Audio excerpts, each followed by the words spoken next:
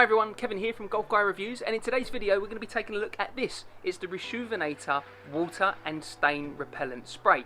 Now this currently retails in the UK for around £15, and the whole idea of it is that you give your trainers or your shoes a coat, or in fact 2 coats ideally, and then they will have water and stain repellent properties. So that's going to be ideal if you want your golf shoes looking as fresh as possible.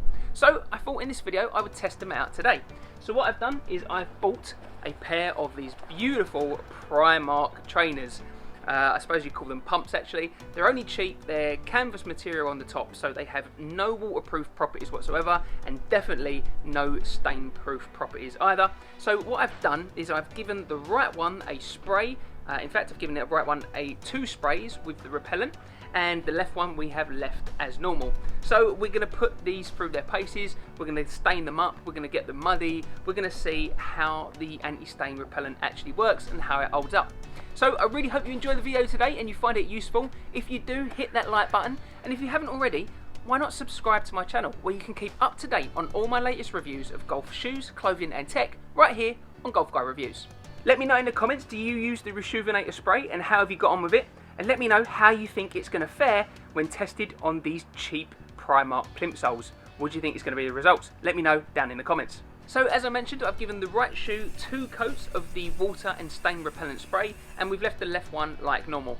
To make sure I don't get confused, I've even put a little tick in the right one to know that it's got the spray, and a little cross in the left one so I know this one doesn't. So I thought the first test we're going to try is the water repellency. So these are canvas pumps. They're going to have 0 water repellency naturally built in. So let's give them a test and see how they hold up. Right, here we go with the water repellent test. So on the right foot here is the shoe that's got the repellent spray on it, and on the left foot has got no spray. So let's have a look and see what happens. So I've got a jug of water here, and if we just put it on the left shoe to begin with, or just on the toe, well, it kind of beads off initially, but then you can see it kind of stains in and it kind of settles in. There, my toes are definitely getting wet through the shoe. Let's see what happens with the right one. Look at that, it just beads straight off. That's crazy. It's actually working exactly how it should work. Look at that, do a bit more.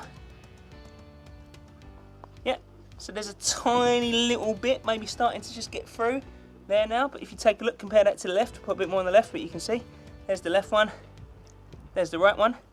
Beads straight off.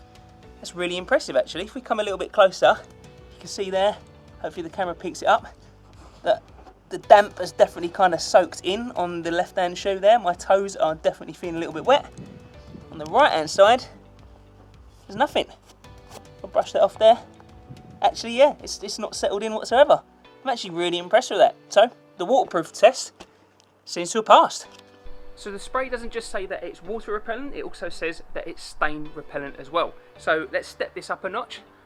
Let's see how it copes with some good old-fashioned tomato ketchup. Right, because I'm an absolute muppet, even though I had 2 separate cameras rolling, I forgot to press record on either of them. So I'm going to have to redo the test again. So you're going to notice that the shoes look a little bit marked up. You might even see a stain on one of the shoes, which maybe indicates how the test went first time around. But never mind, we're going to do it again. Here we go.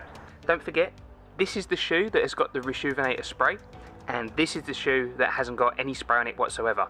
So here we go. We've got good old-fashioned tomato ketchup right here. And so we're going to put a dollop right here on this shoe. There we go. And we'll put a dollop right here on this shoe as well. We'll just give that a second, you know, to settle in, see what happens, take its time. And I was really impressed with the test first time around, so hopefully this is going to work second time around as well.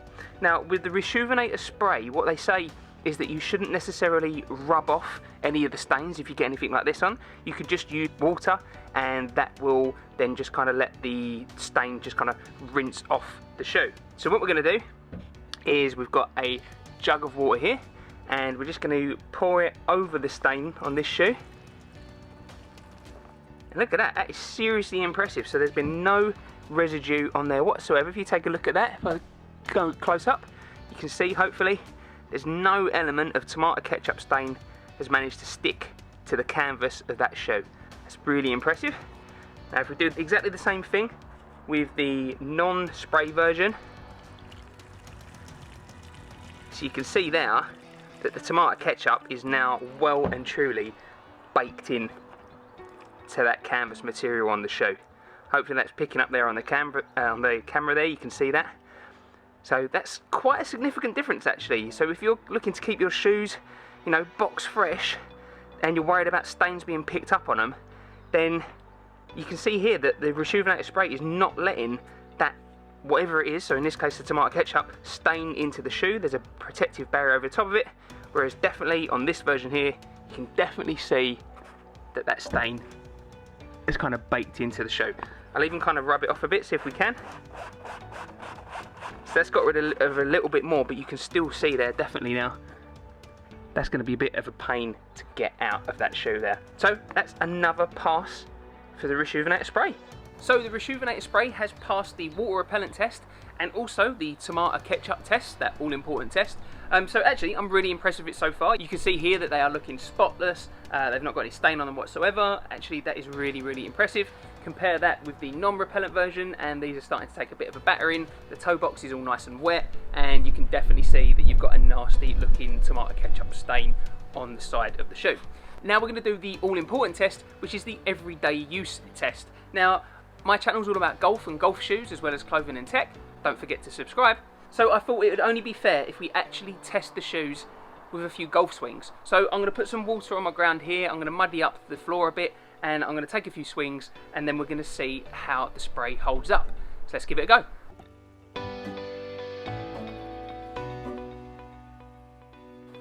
Right, the ground's nice and wet. I've got a trusty free hybrid. Let's hit a few swings.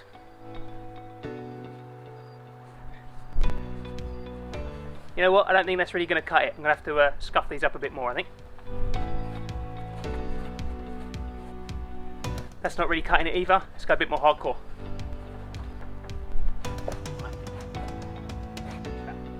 That's more like it. Right, here we go, final test. So we've got the non-spray one here and the spray one there. As you can see, I've given them a good old coating. I think the spray is going to struggle because by kind of wiping along the ground, as you would with a golf swing or when you walk, then actually I've got a feeling that you're probably just going to be wiping the spray and the repellent off the shoe and it's still going to get down on the canvas. But let's see what happens. So I've got a jug of water here, so let's just tip it over, see what happens. Well, a fair amount of the dirt and grime has actually disappeared. That's pretty impressive. There's about half a jug. Give this one over here without the repellent. Yeah, I would say a bit more of the dirt is actually baked in on this one over here. Finish this one off. Okay, so that's quite interesting actually. I would say that the one with the spray, this one over here, has definitely held up better than the one without the spray. If we take a look, kind of, don't know if you can quite pick that up on there, but you know, you've got a little bit of staining over here on the side, but not too much to be fair, bearing in mind that these are £3.50 Primark canvas shoes. They've got no water repellentness naturally as to them, it's only what the spray has done. Compare that with these ones here which didn't have the spray, and actually I would say, yeah, there's definitely a bit more of the baked in kind of dirt and grime, and you can see the tomato ketchup stain still there. Wonder what will happen if I give them a bit of wipe. It's just with a plain tissue.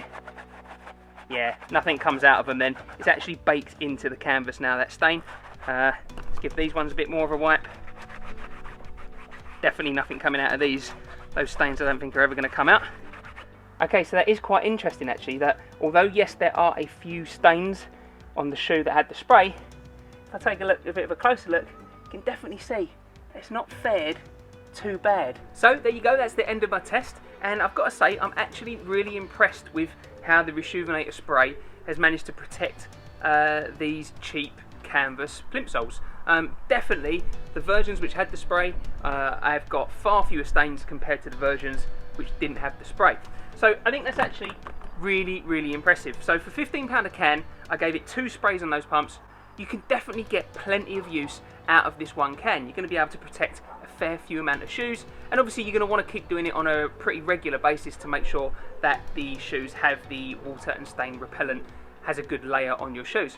The other thing to bear in mind as well is that if you're going to be protecting golf shoes, the majority of your golf shoes are going to be leather anyway.